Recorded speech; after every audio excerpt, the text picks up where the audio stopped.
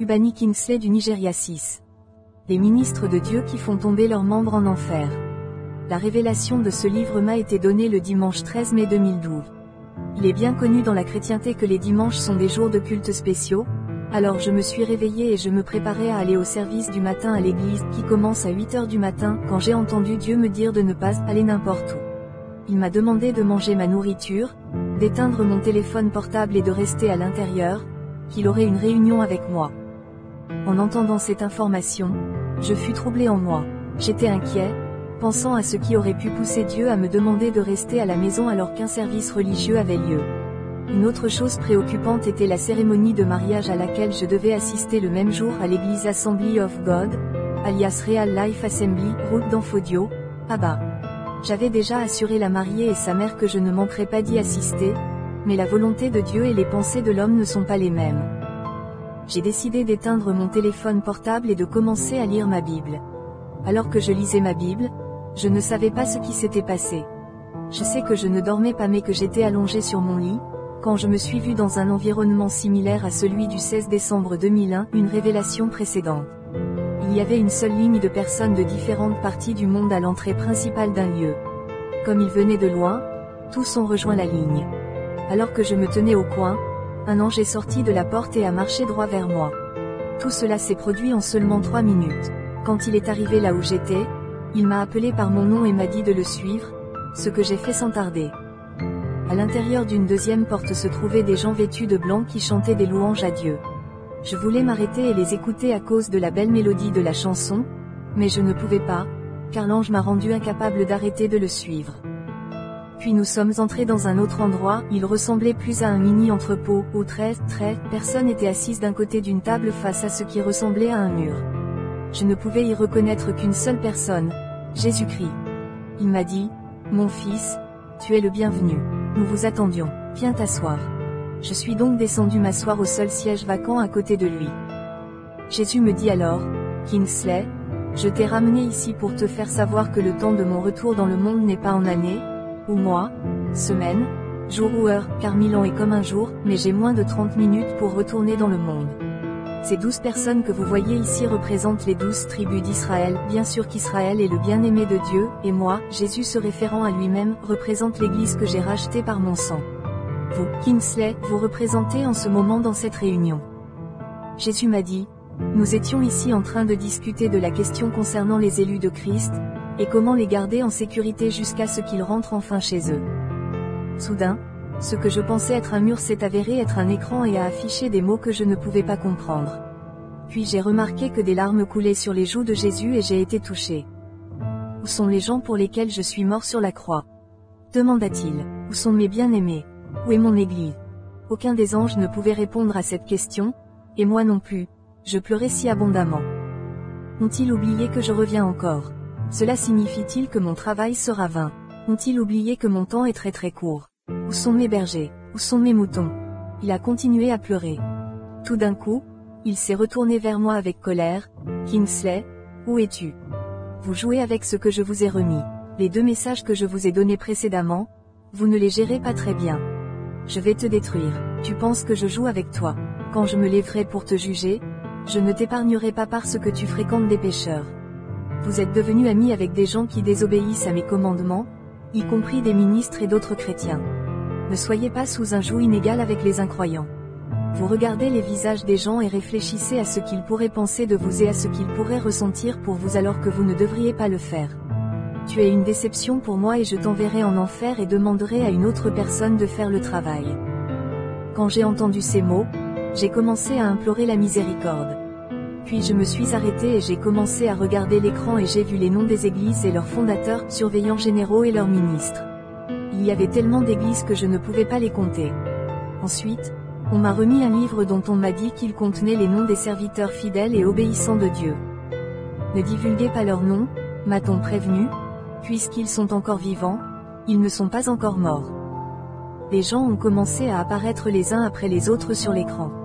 Je n'ai cependant pas reconnu jusqu'à 20 personnes, probablement parce que certaines d'entre elles n'étaient ni nigérianes ni africaines. Ils étaient très peu nombreux. Je me demandais comment il était possible que le monde entier soit incapable d'avoir jusqu'à 1 millier de fidèles serviteurs de Dieu tout au plus. Si, Par exemple, il y a 2,1 milliards de chrétiens qui vont à l'église, et probablement 100 millions de chrétiens nés de nouveau, 4%, comment se fait-il qu'il n'y ait toujours pas 0,01% de ce nombre? Et mon nom n'était pas sur cet écran. Je n'étais pas qualifié pour l'éternité. Et je pense que c'est la raison pour laquelle Jésus a demandé dans Luc 18/8, « Néanmoins, lorsque le Fils de l'homme viendra, trouvera-t-il la foi sur la terre ?» Quand j'ai appris que moins d'1 millier de chrétiens étaient prêts pour la venue de Jésus, je me suis dit, nous sommes finis. Alors que je réfléchissais à cette question, l'un des anges s'est exclamé, Kingsley. Et j'ai tourné.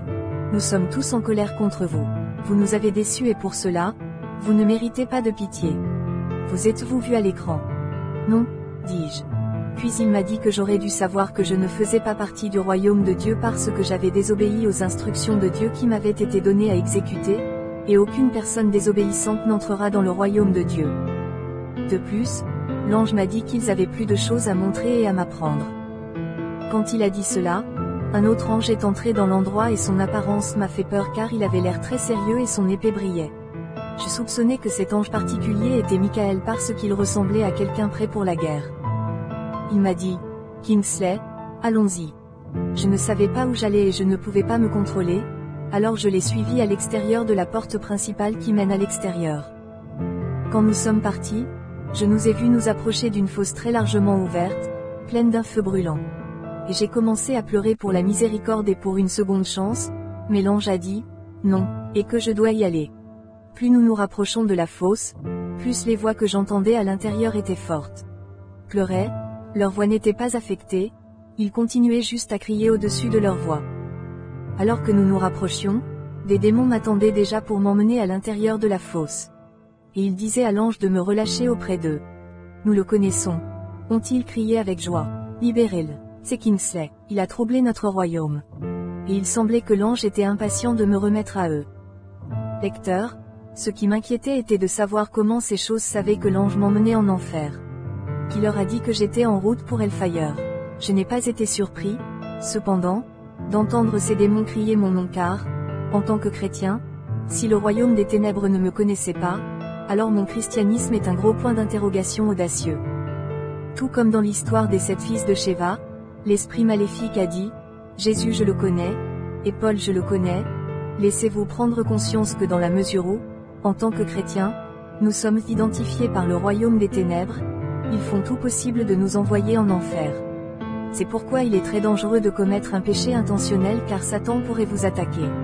Au moment où vous péchez, vous pouvez mourir et aller en enfer. La Bible dit dans 2 Timothée 2h19, néanmoins, le fondement de Dieu demeure assuré, ayant ce sceau, l'Éternel connaît ceux qui sont à lui. Que quiconque nomme le nom de Christ se retire de l'iniquité. Alors que l'ange était sur le point de me relâcher, nous avons entendu une voix derrière nous dire, stop, et tout s'est arrêté.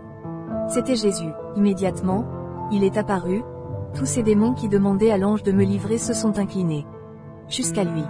Rappelez-vous Philippiens 2h10, afin qu'au nom de Jésus tout genou fléchisse, des choses dans les cieux, et des choses sur la terre, et des choses sous la terre. Alors Jésus me dit, mon fils, j'aurai pitié de toi. Je veux vous montrer des gens qui sont à l'intérieur de la fosse, et je vais vous dire pourquoi ils se sont retrouvés ici. Quand Jésus a dit cela, le feu a commencé à monter tellement que je sentais sa chaleur. Alors que le feu montait au-dessus de la fosse, j'ai vu un homme dedans. Son corps avait une coupure profonde mais il n'y avait pas de sang. Si vous avez vu à quoi ressemblait cet homme, vous aurez pitié de lui et continuerez à prier pour avoir la grâce d'échapper à ce feu. Cet homme n'a pas été sorti du feu, mais il pleurait et criait à cause de la douleur du feu. Alors que je regardais l'homme à l'intérieur du feu, Jésus m'a dit, « Cet homme est ici parce que je lui ai dit de libérer son véhicule pour l'évangélisation dans son église et il a refusé. Il ne savait pas que tout ce qu'il avait lui avait été donné par Dieu. Il pensait que la prophétie qui lui demandait de donner à son église ce véhicule particulier pour l'évangélisation était fausse. Il a vu cela comme une astuce pour récupérer sa voiture auprès de lui mais ne savait pas que c'était Dieu qui parlait à travers la personne qui avait donné la prophétie. Et en plus, il était toujours avare. Il n'aimait pas aider les gens dans le besoin. Cet homme a refusé de m'obéir et en conséquence, il est allé en enfer. Aucune personne désobéissante n'héritera de mon royaume. Jésus a conclu. Moins d'1 minute plus tard, une autre femme a été élevée. En regardant la femme, Jésus me dit, on a demandé à cette femme de nettoyer l'église et elle l'a fait, jusqu'à ce qu'elle arrête de nettoyer parce que quelqu'un l'a insultée. Elle a désobéi, et par conséquent, elle est ici. Plus tard, un garçon a été élevé. Quand je l'ai regardé, je l'ai reconnu. C'était Hush, mon ami. Il est mort il y a quelques années. Je me souvenais qu'il était mort quelques jours après que je lui ai prêché de se repentir, mais il a refusé et m'a dit qu'il devait profiter des jours de sa jeunesse. Souviens-toi maintenant de ton Créateur au jour de ta jeunesse et 12/1. Juste au moment où je voulais crier son nom avec étonnement, il m'a appelé en larmes, Uzu. Abréviation de Uzoma qui est mon deuxième prénom. Alors Jésus me dit, ton ami m'a rejeté sur la terre, et je l'ai rejeté dans mon royaume, Jean 12:48. Hush, tourmenté par la chaleur du feu, s'agitait, des larmes coulaient sur ses joues. Uzu, s'il te plaît, j'ai besoin d'un peu d'eau pour boire, j'ai très soif. Aidez-moi s'il vous plaît, appelez des Hush. Au moment où il suppliait, il fut ramené dans la fosse de feu. Une femme de la vie plus profonde finit en enfer pour avoir utilisé un fil en caoutchouc. Jésus m'a dit, sais-tu que tu conduis beaucoup en enfer? Je lui ai demandé, comment? Il a déclaré, chaque fois que les gens vous demandent comment ils doivent garder leurs cheveux, vous continuez à leur dire de ne pas utiliser de laine ou d'accessoires, mais ils peuvent utiliser du fil de caoutchouc en plastique. Ne sais-tu pas que le fil de caoutchouc est aussi un accessoire? Puis il m'a demandé de le suivre en enfer qu'il veut me montrer quelque chose. Arrivé là, il fit sortir une femme de la fosse de feu. Il m'a dit, fils, regarde cette femme. Elle est membre de Deeper Life Bible Church. Elle a entendu dire que c'est un péché pour une femme de tresser ses cheveux avec n'importe quel fil, mais elle n'y a pas cru. Quand elle est morte, elle a été reconnue coupable d'avoir utilisé du fil pour tresser, et à la suite de cela, elle est allée en enfer. Quand j'ai regardé cette femme, elle a tressé ses cheveux avec du fil en plastique. La femme implorait le pardon mais il ne lui a pas été accordé mais a été renvoyée en enfer. Cependant, j'ai demandé à Jésus pourquoi il n'avait pas pardonné à la femme. Il m'a dit, la femme a reçu plusieurs avertissements par la révélation et les gens, mais elle a refusé. Au lieu de cela, elle se croyait parfaite dans toutes ses actions. En supposant qu'elle ait subi une correction, elle en aurait sauvé beaucoup, car elle était un modèle pour beaucoup, mais elle en a conduit beaucoup en enfer, elle doit donc retourner en enfer. Jésus m'a dit, aucune femme ne devrait se tresser la tête avec n'importe quel type de fil. Aucune femme ne devrait ajouter quoi que ce soit à ses cheveux. Je ne leur ai jamais demandé d'utiliser ces choses, les êtres humains l'ont fait. Dites aux femmes de garder la tête naturelle. Ils ne doivent pas y appliquer de colorant, de défrisant et ne doivent pas tisser leurs cheveux naturels avec des matériaux artificiels. Ils devraient le peigner seuls. Dites-leur d'enlever leur alliance car ce n'est pas moi qui leur ai demandé de l'utiliser mais les humains l'ont fait. Je déteste à la fois l'alliance et les autres alliances. Dis à mon peuple de ne mettre aucun type de jean, que ce soit des jupes, des pantalons, des chemises ou des chemisiers ou des culottes. Je déteste ça. Dites aux femmes qu'aucune partie de leur poitrine ne doit être vue. Ils doivent très bien couvrir leur corps et leur dos ne doit pas être vu. Ils ne doivent pas porter de culottes moulantes ou courtes sous leur jupe parce que je déteste ces choses. Portez simplement un pantalon intérieur et des sous-vêtements. Les femmes ne doivent pas porter de soutien-gorge qui fera remarquer le bout de la poitrine, car si elles le font et que l'homme en est séduit, la personne a commis un péché sans le savoir. De plus, les femmes ne doivent pas mettre de tissu qui ferait remarquer la ligne de leurs sous-vêtements, pantalon d'intérieur. Le jugement de Dieu est très strict. Puis une autre personne est apparue. C'était un homme et d'après son apparence, je ne peux deviner son âge. Jésus me dit, cet homme était pasteur et s'occupait d'une église que je lui avais commandée jusqu'au moment où je le bénirais. Mais alors qu'il faisait face à des défis, il a quitté l'église et a ouvert un ministère de prière. C'est la désobéissance. Il a travaillé pour lui-même et il a été récompensé en conséquence. Et l'homme fut emmené dans la fosse. Après cet homme, un autre homme, un prêtre anglican, est venu. Jésus m'a dit, cet homme était archevêque de la communion anglicane. Il était membre d'une société occulte. Il servait de maître. Nul ne peut servir de maître, car ou il haïra l'un et aimera l'autre, ou bien il s'attachera à l'un et méprisera l'autre. Vous ne pouvez pas servir Dieu et Mammon. Il servait le diable dans sa chambre secrète et il servait Dieu sur la chair. C'est de l'hypocrisie. Je n'ai aucune part avec une telle personne, et beaucoup sont comme lui dans l'Église. Chrétiens et lecteurs, Il y a quelque chose que j'ai découvert à partir du moment où l'ange m'a amené en enfer jusqu'à ce moment précis où j'ai vu l'archevêque. J'ai découvert que plus de 500 personnes étaient entrées dans la fosse de feu. Supposons que ce laps de temps était de 20 minutes. Cela signifie qu'en seulement 20 minutes, 500 personnes ont été admises dans la fosse de feu. La vitesse à laquelle les gens vont en enfer est alarmante. Finalement, l'archevêque a été ramené dans la fosse et une autre personne, une fille est venue mais était toujours dans le feu. La première chose qu'elle a faite a été de m'appeler « Frère Kingsley, aide-moi. J'ai soif ». Je ne pouvais pas la reconnaître, mais elle a continué « Je suis ici depuis 3 mois et il me tourmente. Je ne savais pas que je finirais ici. J'étais dans votre programme à Owerri, la capitale d'Imo, un état du Nigeria. Je pensais que tu disais des mensonges jusqu'à ce que je me retrouve ici. » Alors que je regardais encore la fille, Jésus m'a demandé « Sais-tu ce qui a détruit cette fille ?» J'étais sans voix, alors il a poursuivi. Le doute et la désobéissance sont les choses qui l'ont détruite. Elle a douté de vous lorsque vous étiez dans le ministère et a désobéi à la voix de l'Esprit et de l'époux qui a dit « Viens », Apocalypse 22h17, et elle subit le châtiment de sa désobéissance. Ensuite, la fille a été ramenée dans la fosse. Ayant vu le feu de l'enfer et les gens qui s'y trouvaient, j'ai eu bien plus peur. J'ai commencé à me demander ce qui me serait arrivé si l'ange m'avait livré à ces démons ou si Jésus n'était pas intervenu dans mon cas. J'aurais très probablement été mort, et les chrétiens qui ont lu mes livres ou qui ont été inspirés par mes soins pourraient prétendre que j'étais au paradis. Mais hélas, j'ai été reconnu coupable de désobéissance et même en ce moment, je dois de l'argent aux gens, ce qui signifie que je n'étais pas qualifié pour le royaume. Romains 13/8 ne devait rien à personne, sauf l'amour. Si Jésus n'était pas intervenu, beaucoup auraient cru que je suis mort et sont allés voir le Seigneur, sans savoir que j'étais en enfer. Alors que je réfléchissais encore à ce que serait devenu mon destin, Jésus a commencé à verser des larmes. Cette fois, il semblait que le cri de ceux qui étaient dans le feu avait commencé à l'affecter émotionnellement. Où sont les bienfaits de mes douleurs et de ma mort sur la croix ? Demanda Jésus. Je suis resté silencieux. Puis il a pointé son doigt vers moi et a dit, « Vous et mes ministres êtes responsables du nombre de personnes qui allaient en enfer. Vous, moi, ne réprimandez pas les pécheurs comme je vous le demande, et vous les négligez parfois, disant que ce qu'ils font ne vous concerne pas. Ne savez-vous pas que j'apprécie les âmes plus que toute autre chose sur terre ? Mes ministres interprètent maintenant ma parole, la Bible, à leur convenance et pour plaire à leurs disciples.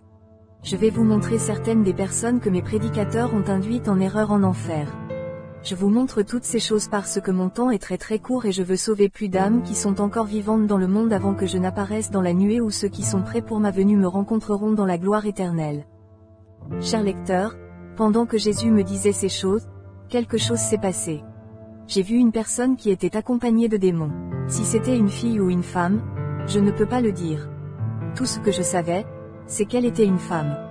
Au moment où il passait, elle cria « Jésus, sauve-moi !» D'une manière ou d'une autre, par un coup de grâce immérité, il a répondu « Stop !» Et tous les démons s'arrêtèrent et se prosternèrent devant Jésus. Il lui a ordonné de venir. Quand elle est venue, Jésus lui a demandé la raison pour laquelle les démons la traînaient en enfer, et elle a répondu que parce qu'elle portait des boucles d'oreilles, des cheveux artificiels et un pantalon. De plus, elle a dit « Mon pasteur nous a dit que porter des boucles d'oreilles et des pantalons, et porter des ongles et des cheveux artificiels n'est pas un péché, que Dieu ne regarde pas l'apparence physique d'une personne mais son cœur. Et maintenant je suis sur le point de souffrir pour ces choses. » Alors Jésus lui a ordonné de retourner dans le monde et de dire aux gens ce qu'elle a vu et entendu. Elle avait le teint foncé, mais je ne pouvais pas dire si elle était nigériane ou non. Alors qu'elle retournait dans le monde, Jésus me dit, « Maintenant, laisse-moi te montrer quelques-uns des gens en enfer à cause des mauvais enseignements de la parole qu'ils ont reçus de leur pasteur. » Puis une femme sortit de la fosse. Par son apparence, elle ressemblait à une femme enceinte d'environ 3 mois car son estomac était un peu gonflé. Alors Jésus dit, « Cette femme a avorté.